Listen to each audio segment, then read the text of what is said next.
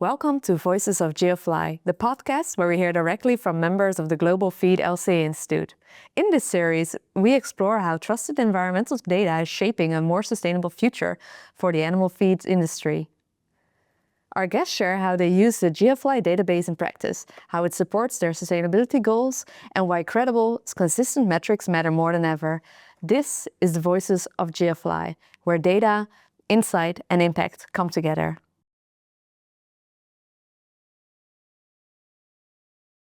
So my name is Stefaan van Dyck. I'm currently Group President at Kemin Industries. We're a company that produces feed additives, so very closely related to the agri sector and of course global footprint data. I'm there almost for 25 years. Started long time ago in R&D and became more interested in the business. And now I'm supporting our global business units of the agri-foods division. In GFLI, I am currently a board member and chair of the board already for a few years now. And in that capacity, helping GFLI to develop in its role and function that we want to play, to help and develop our vision and execute that vision. And from my personal perspective, also trying to make sure it remains very relevant for our industry.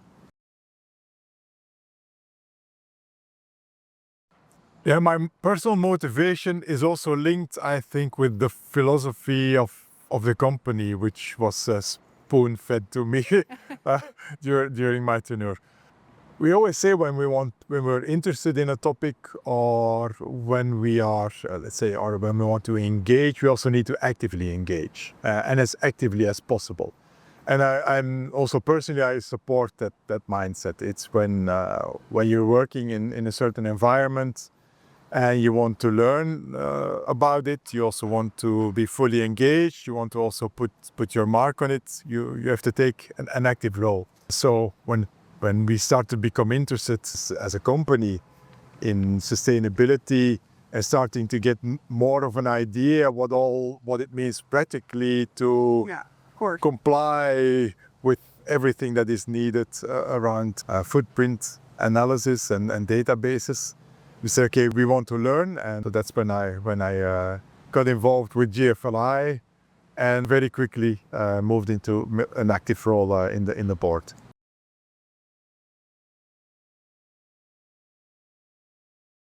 I think the vision at the start was not so clear because also for us it was new. We know a lot about footprint analysis. At least we were learning about that. We knew about the impact of those analyses and the impact of having good numbers and good data. And that is, I think, where everything started. Again, from my background, we want things to be scientifically correct, good methodologies. That's all very important. So initially I went in with maybe more of an analytical mind and how does that work and is that correct and relevant, and because I think it's very important for the industry. We need to be a trustworthy source of information. So that was, I think, at the start a little bit to guard if that would be all okay, but I think that is and was already at very, very high standards. And I think my vision changed a little bit more to the field, okay, but how do we make this relevant for the industry? Relevant in the sense, how can we make sure that everything that GFLI does and the data it generates, that it's truly applicable, that we can help the industry to use that data, help the industry to understand that data. And a bit the same pathway that we went through as a company. It's you often start with not knowing a lot about the subject. And I think it's important that GFLI, besides its core, which is of course providing good quality data and growing that database, is also helping people to understand the data, how to use the data, and how it helps, say, improving the overall footprint of our industry.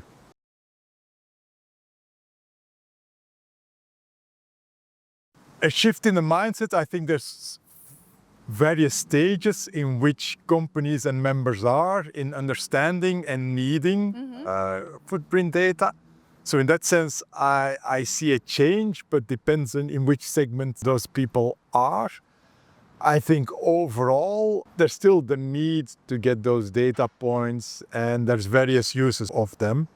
But I think the basic, let's say, interests and desire to understand more about footprint data, for me, has not changed. I think nowadays with the political climate, and there's a lot of other things to worry about besides the footprint of our industry, I've seen that core of people who are working on sustainability, that they say, okay, despite whatever the political climate is, we know this is needed. Most of our members and people who are involved in it often have a science background, so we know that the reason why we are doing this will not disappear. So people remain engaged. So in that sense, I don't see a difference now over time. It's only depending on the stage where people are in, our companies are in, that they need to get involved in a more detailed level or not. But that's quite the same. Okay.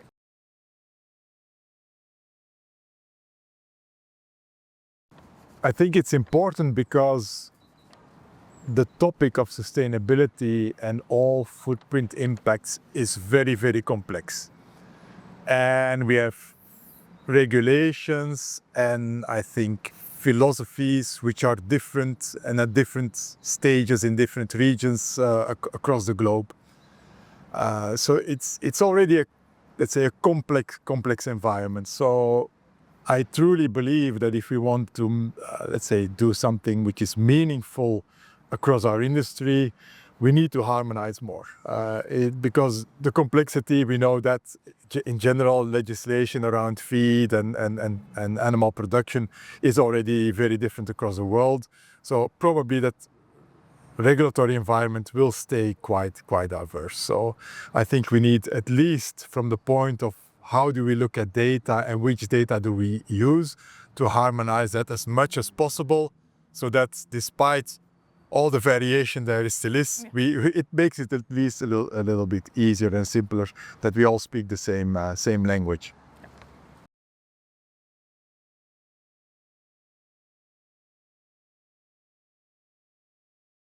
How do I envision it? I think we need an independent database, and that is also why GFLI was founded.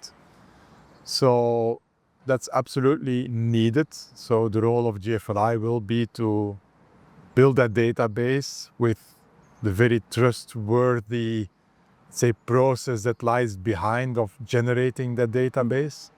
And that will be needed absolutely in the future. As I said, there's a lot of already variability in the environment of sustainability. There's some room for interpretation. So in that sense, if we say, okay, we bring, let's say, competent teams together, we follow the right, let's say, rules which there are. And for GFLI, the methodology is of course already based on the EU PEF and the UN LEAP. So we have that source of credibility, I think, behind. And then it is, okay, what do we incorporate into that, where there's still certain degrees of freedom. But by doing it then all as an industry, all in the same way, continuing to develop, because of course, as everything that is linked to science, there's new insights and new knowledge that is being built. And that's also what I like about the database and the element of the quality factor which is there. And that quality factor also determines that all the data which is in there has an expiry date, and we need to look at it again, and maybe the data doesn't change, but with new insights, it could be that we modify the data.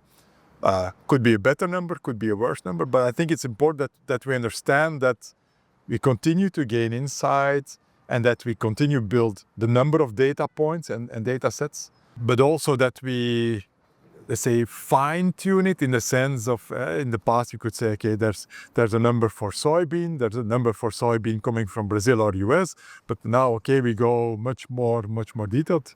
We have soybean from Brazil, from exactly that region and that place. And let's say for there's many other examples for that. So we continue to fine-tune and get better numbers, and I think that's absolutely the future in number of quantity of data and the increased quality of data as we move on.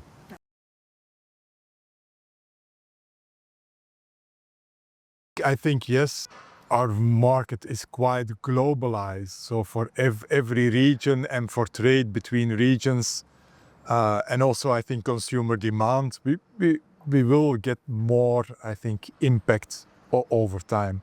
So for the US and the US consumers, as well as for any exports from the US, in the US, outside of the US, people will want to understand what is the impact of the animal protein that we're producing or that we're consuming. And that's also a trend you also see in the US. There are brands which have specific, let's say, information about the footprint of the animal protein. So good data is always required, I think, for a healthy and transparent communication to customers. And I think also for trade and clarity of what we are trading.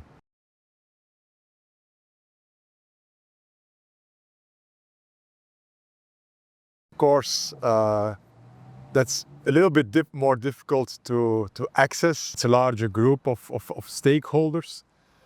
So for me, I think it's very important that we, in our communication and let's say the data that we provide, that also reaches, let's say, other stakeholders in the value chain. I think there's good examples on what farmers can do. And I assume that our feed, let's say the feed producing companies who are of course having a close contact with farmers, can play an important role.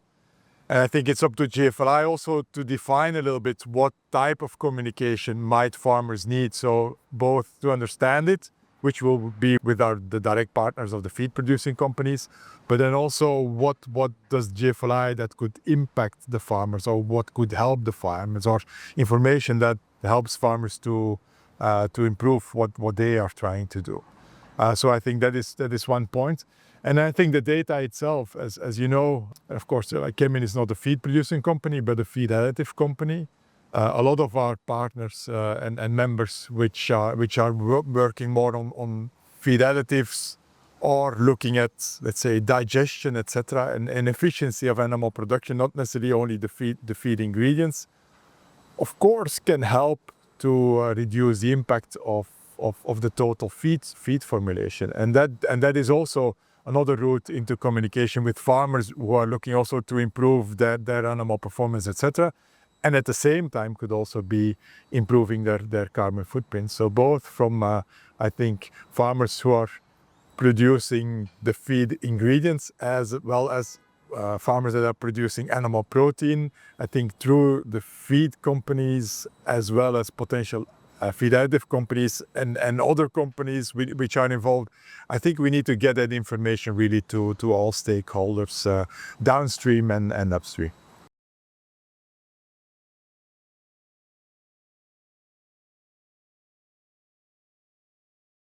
Let's start with the risk, and that is easily measured. It's the usefulness of the database, which means you need to have the right quality of data in there so that everybody who wants to use the data can use it confidently. But secondly, you just need enough data points. If you don't have enough data points, depending on what impact you're trying to calculate, you may need more data. And I think that is absolutely the risk for any provider of data. So it's a point that's very high on the agenda of the GFLI board, which means we need to generate a lot, let's say, the data in generation is extremely important.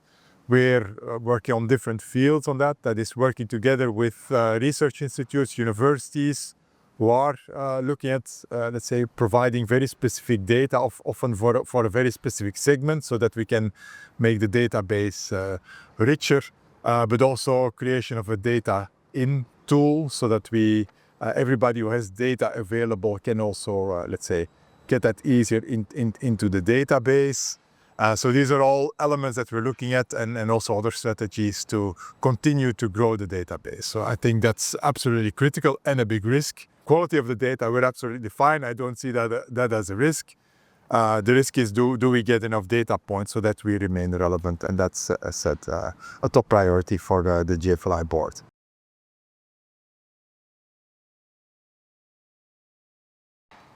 I would say very, very impressed with the structure of how GFLI works and looks at data. I don't think people always realize from the outside it's a database, but can be, if you don't understand where it comes from, could be a little bit of a black box for, okay, how was it generated? So GFLI, first of all, the methodology is very clear, but it's, as I said, insights evolve over time. And I think how GFLI goes about that is very nice. We have our scientific advisors, which really support on what is new and what is missing. And then we also have our technical working group, our technical committee. And that is very interesting because those are the people of the different stakeholders and our members who actively work with the data. So they find out, okay, there's a practical, let's say, question we have about using that data, or a practical question we have about a certain interpretation or relevance. And that is very alive. And I think that is what impressed me most when I saw GFLI from the inside for the first time. How that works, how that discussion is ongoing. Often difficult questions. It's never easy because we often walk on territory that has not yet been discovered. But because it's such a clear scientific process with, let's say, various scientific input points and people who work and are very knowledgeable in the field, we develop good ways to approach certain challenges that we have on interpretation of data or how to gather certain data points. So that's for me the most important part of, let's say, the core of the practical work of GFLI.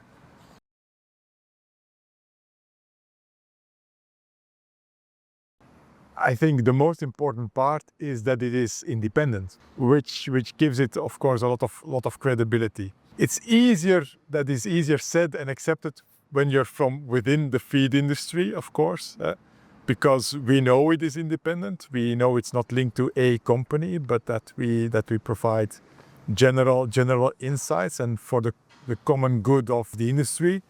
I can imagine that people from outside the industry would say, okay, but look, GFLI is actually, look at all those members. They're all companies which make a profit from the animal feed industry and animal production. And I think there the strength is again that we are based on the accepted methods of EU PEF and the UN LEAP. The fact that we have the scientific advisory board, the fact that we have, let's say, the way there's always a third-party checks of data. So there's a lot of checks and balances in there, which of course, when you're in the industry, you know that is the case. Yeah. And that is important. But it is the go-to place for now for independent data, which is not linked to just one company. And of course, the main purpose for that is that data should be accessible for everyone. And that is also what GFLI strives for, because it's only when data is accessible and non-commercial, in our view, of course, that we will find the broadest use of the data and the most impact.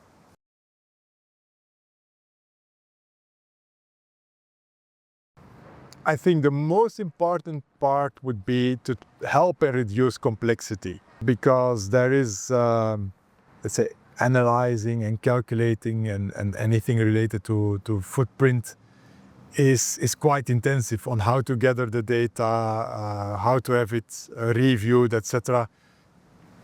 Both complex as well as quite lengthy. So I think if we, in that execution, if we could make some improvements there, that it's easier to do, that it will be a little bit faster, that we build in certain automation tools which can help our members with their calculations, or let's say becoming more specific and more granular, making the right estimation. So let's say making it easier, faster, and maybe also a bit more dummy proof through some automation efforts. I think that would be very important in the next years, because it's not only the quality of the data, the availability of the data, but how easy is it to use that data and all the complexity around it. So some reduction of complexity and some automation will be needed, which will need to come also from GFLI.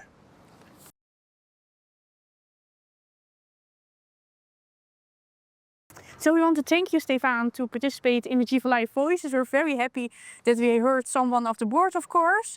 So yeah, thank you again. It was my pleasure. Thanks for tuning in to Voices of GFLI. If you're inspired by what you've heard, be sure to follow us and explore more stories from across the Global Feed community.